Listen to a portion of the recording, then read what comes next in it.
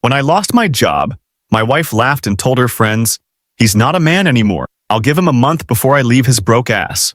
When I asked my parents for help, my dad snorted, "A real man wouldn't beg." My mom just shook her head.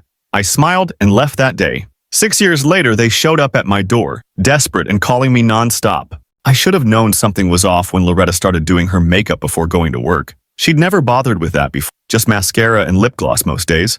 But 3 weeks ago, she started getting up earlier, spending almost an hour in the bathroom. When I asked about it, she just said she was trying to look more professional. That morning started like any other. I was scrolling through Instagram while waiting for my coffee to brew when my phone buzzed. A text from HR asking me to come in early for a meeting. No explanation, just urgent discussion needed. My stomach dropped, but I told myself it was probably about that promotion I'd been gunning for. I kissed Loretta goodbye. She barely looked up from her phone, just mumbled, "See you later," without meeting my eyes. Again, I ignored the warning signs. The HR lady's face told me everything before she even opened her mouth. 2 other managers were there, including my direct supervisor, Braden, all wearing those practiced, sympathetic expressions. Then came the words that turned my world upside down. Inappropriate behavior, multiple complaints, creating a hostile environment. I sat there stunned as they laid it out. Apparently, several female coworkers had reported me for making suggestive comments and unwanted advances. It was complete bullshit. I barely talked to anyone at work besides my immediate team, but they had detailed reports, dates, specific incidents, all fabricated, but convincing enough on paper. "We have to terminate your employment immediately," the HR lady said, sliding a severance package across the table. Braden wouldn't even look at me. I tried to defend myself, but they'd already made up their minds. Security was waiting to escort me out. As I packed up my desk, hands shaking, pieces started falling into place. The whispered conversations that stopped when I walked by, the way some coworkers had started avoiding me, Loretta's sudden interest in looking good for my stomach churned as I realized how long this had been in the works. I tried calling Loretta on my drive home, straight to voicemail. I checked our joint account on my phone, empty, all $43,000 we'd saved, gone. Transfer made yesterday to an account I didn't recognize. She was home when I got there, calmly packing a suitcase. "Took you long enough," she said, not even pretending to be surprised. "What the hell is going on?" I demanded. "Those complaints? Did you have something to do with this?" She laughed. Actually laughed. "You really are slow, aren't you? I've been planning this for months. Everyone at your office thinks you're a creep now. Good luck finding another job in this town." "Why?" My voice cracked. "Why would you do this to me?" "Because you're pathetic," she spat. "Working the same dead-end job for 5 years, no ambition, no spine. You're not a man anymore. Braden, though?" Her smile turned cruel. "He's going places, and I'm going with him." The room spun. "Braden? My supervisor Braden? For 6 months now," she said, zipping up her suitcase. "He knows how to take what he wants, unlike you." I sank onto the couch, trying to process the magnitude of the betrayal. She'd not only been cheating with my boss, but had systematically destroyed my reputation and career. "Don't bother calling your parents," she added, heading for the door. "I already told them everything about your inappropriate behavior. They're disgusted with you. Check the account. They've already pulled their investment in our house renovation." She was right. When I desperately called my parents, my dad answered with, "We raised you better than this." My mom was crying in the background. They wouldn't even let me explain. Just said they needed time to process the disappointment I'd become. That night, I slept in my car in a Walmart parking lot. The house was in Loretta's name, another thing she'd insisted on that I'd stupidly agreed to. No money, no job, no home, no family. She'd taken everything. But as I lay there watching trucks rumble past in the darkness, something hardened inside. The hurt and shock crystallized into pure, cold rage. Loretta thought she'd broken me, turned me into nothing. She'd taken everything I had, but she'd forgotten something crucial. She'd left me with nothing left to lose. I opened my notes app and started planning. This wasn't over, not by a long shot. Loretta, Braden, my parents, they all thought I was weak, pathetic, spineless. I was going to show them just how wrong they were. They wanted me to be the villain in their story? Fine. I'd give them a villain they'd never forget. Update 1. I never thought I'd be that guy sleeping in his car behind a 24-hour gym, but here I was. After 3 nights of this hell, my old friend Gavin finally caught wind of my situation through mutual friends. His message was simple. "Get your ass over here. Guest room's yours as long as you need it." Walking into his place that night, the reality of everything hit me. My clothes stuffed in 2 duffel bags, laptop, and some basic toiletries. That's what my life had come down to. Gavin didn't ask questions, just handed me a beer and said, "When you're ready to talk, I'm here." It took me a week to get the whole story out. Loretta's betrayal, the affair with Braden, the emptied accounts, My parents turning their backs on everything. Gavin listened, got angry on my behalf, but then said something that stuck. You're not broken.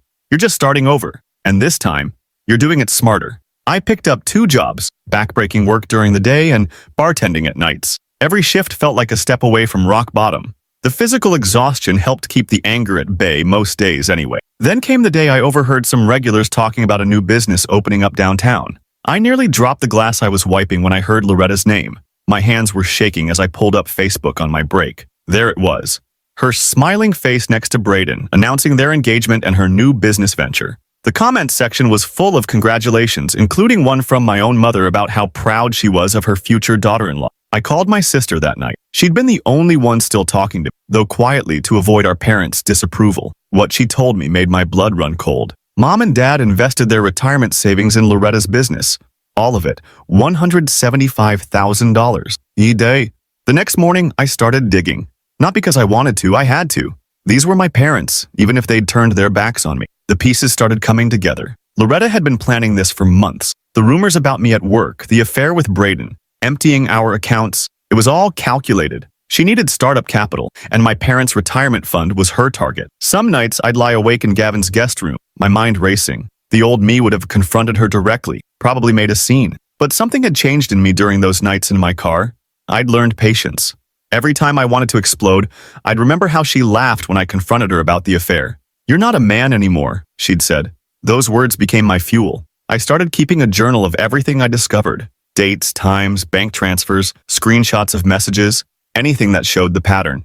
People loved to talk to bartenders, and I heard things, like how Braden had done this before at his last job. How Loretta was already talking about expanding the business before it even opened, using my parents' money as proof of her success to other investors. The breaking point came when I saw my dad at the grocery. He looked 10 years older, shoulders slumped, checking prices on everything. He didn't see me, but I saw him put back a package of his favorite cookies, choosing the store brand instead. My mother used to buy those for him every week. That night, I threw up in Gavin's bathroom, rage and guilt mixing in my gut.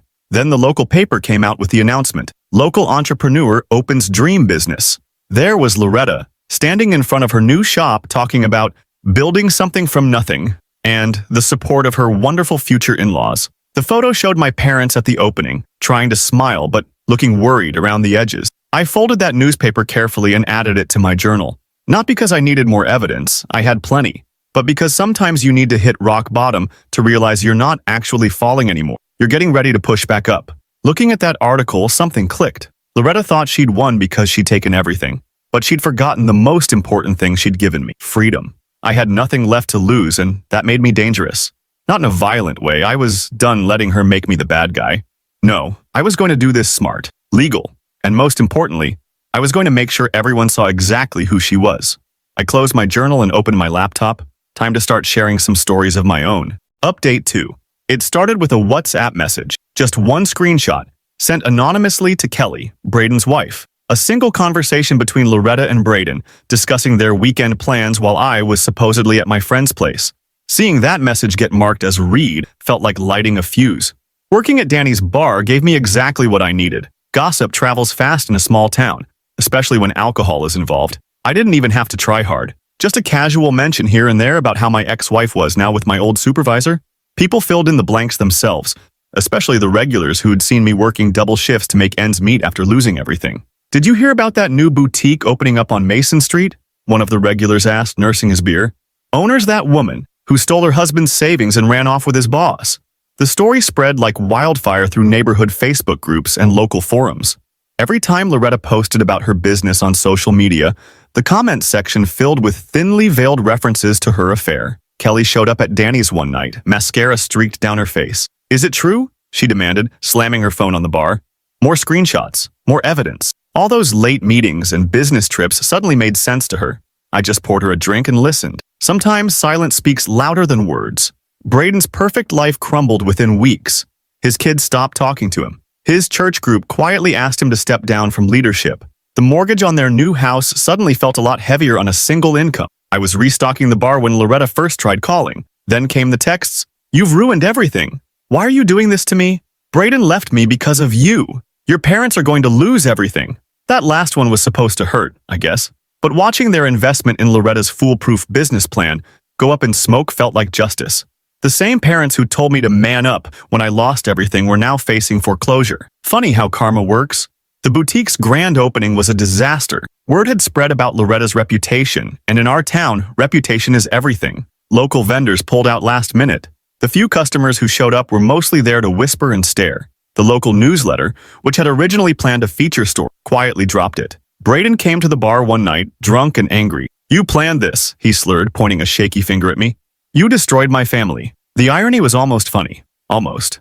I just called him a ride and went back to wiping down glasses. My phone buzzed constantly with messages from my parents. Their retirement savings were gone. The house they'd lived in for 30 years was slipping away. They wanted to talk things through, fix things, find a solution as a family. Delete, delete, delete. Loretta's boutique limped along for another month before the going out of business signs went up. She tried rebranding, dropping prices, everything. But in a small town, once people turn against you, that's it. Game over. The last time I saw her that month, she was standing outside the empty shop, staring through the window at the bare mannequin. The sight didn't give me the satisfaction I'd expected. Instead, I felt nothing. And somehow, that felt better than revenge. My parents left another voicemail. "Please, son. We were wrong. We need your help." I saved that one. Not because I planned to help, but because sometimes it's nice to have a reminder of how far you've come. The boutique's windows were papered over by the end of the week. Loretta's dream of being a successful businesswoman died with a whimper, not a bang. No dramatic showdown, no big confrontation, just the quiet death of reputation and trust. My regulars at the bar still sometimes bring up the story. It's become local legend, a cautionary tale about karma and consequences. But I don't engage anymore. I've got better things to focus on. The last text I got from Loretta read, "I know you're behind all this, but you can't prove it, can you? You calculated everything perfectly." I didn't respond. Sometimes silence is the best revenge. Besides, I was too busy checking out properties at the upcoming foreclosure auction. I heard there might be some interesting opportunities coming up. They say revenge is a dish best served cold, but I've learned it's best served by just stepping back and letting people face the consequences of their own action. The domino effect takes care of the rest. As I locked up the bar that night, I deleted the last traces of their messages from my phone. Tomorrow would bring new opportunities, new beginnings, and for some, new consequences. Some people call it revenge. I call it karma. Either way, I sleep just fine at night. Finally, update. After 2 years of patient waiting, everything finally started falling into place. I hadn't planned it this way, but sometimes karma works in beautiful ways. I was scrolling through Facebook when I saw Loretta's urgent business announcement post. Her little boutique was closing, permanently. Not just closing, but being seized by creditors. All that talk about her entrepreneurial vision and redefining local retail had amounted to exactly what I'd expected. A spectacular failure. The comment section was brutal. Maybe if you'd focused more on running your business instead of sleeping with married men. Someone had even tagged Braden's ex-wife, who'd added a laughing emoji. I won't lie, I screenshotted that entire thread. My phone buzzed. Mom's third call today. I let it go to voicemail, just like the previous 12 this week. The messages were all the same anyway. They were about to lose the house. They needed help. They were sorry. The last part was new, I'll give them that. Funny how sorry only came after the foreclosure notice. "You're not a real man," Dad had said when I'd asked them for help 2 years ago, sleeping in my car after Loretta cleaned out our accounts. Now they wanted their son back. The irony wasn't lost on. The auction was yesterday. I didn't tell anyone I was going, just showed up in my regular clothes, hands in my pockets, looking like any other curious neighbor. Mom and Dad were there too, huddled in the back, looking smaller than I remembered. They didn't see me until I won the bid. The look on their faces when I raised my bidding card for the final time, that moment alone was worth every penny of the down payment. Dad's face turned an interesting shade of purple. Mom started crying. I just stood there, filling out the paperwork, not even glancing their way. They cornered me in the parking lot afterward. Dad tried to puff up his chest like he used to. "Son, we can work something out. A real man wouldn't beg, right?" I cut him off, echoing his words from 2 years ago. "That's what you told me. Or does that rule only apply when I'm the one asking for help?" Mom grabbed my arm, mascara running down her cheeks. "Please, Bryce, we're your parents." "We're my parents," I corrected her. "The eviction notice goes out tomorrow. You have 30 days. Dad exploded. "After everything we've done for you, like investing my college fund in Loretta's business venture behind my back?" I stayed calm, which only made him angrier. "Or like telling everyone in the family I was lying about her affair?" They kept talking, but I just walked away. Their voices faded behind me, joining all the other noise I'd learned to tune out. The next week, I rented their house to a young family with 3 kids. Good people, struggling to find something affordable in this market. I gave them a rate well below market value, just to twist the knife a little deeper. Mom saw them moving in. She drove by 6 times that day. I know because the security cameras I installed caught every pass. But the real cherry on top? I found out Loretta's working at O'Malley's now. The same bar where I used to tend when I was rebuilding my life. She started last week, desperately needed the job after her business went up. The universe has a sense of humor sometimes. I took my girlfriend there last night. Didn't plan it, honestly. Sarah wanted to try their new menu, and who was I to say no?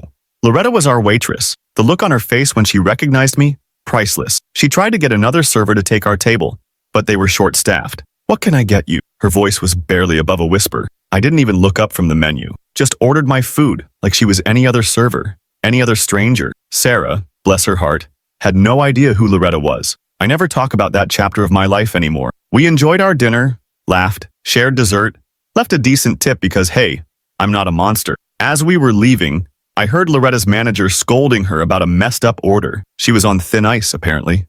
I walked past without a glance, holding Sarah's hand, feeling the weight of my house keys in my pocket. Keys to the home where my parents had lived for 30 years. Some people say revenge doesn't bring peace. Maybe they're right. But watching Loretta scramble to carry plates while wearing the same cheap polyester uniform I once wore, seeing my parents' belongings piled up in their sister's garage, peace was never the goal.